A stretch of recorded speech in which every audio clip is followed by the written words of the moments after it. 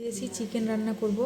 মাংসতে আমি দিয়ে দিয়েছি আদা, রসুন, কাঁচা গোলমরিচ, কাঁচা জিরা পেস্ট করে, আর দিয়েছি পেঁয়াজ হালকা পেস্ট করেছি, খুব মিহি করে দিয়ে দিয়েছি স্বাদ মতো লবণ, ধনে গুঁড়ো, জিরা গুঁড়ো, হলুদ গুঁড়ো, কাঁচা সর্ষের তেল।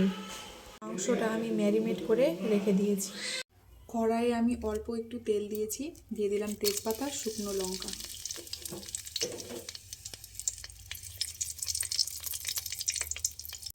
দিয়ে দিব ম্যারিনেট করে রাখা মাংসটা।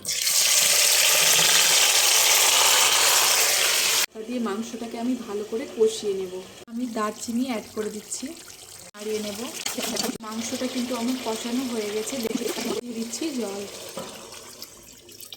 মাংসটা আমার রেডি হয়ে গেছে, দেখতেই পাচ্ছ ধোঁয়া উঠছে, কীরকম সুন্দর হয়েছে। গরম গরম ভাতের সাথে তোমরা খেতে পারো।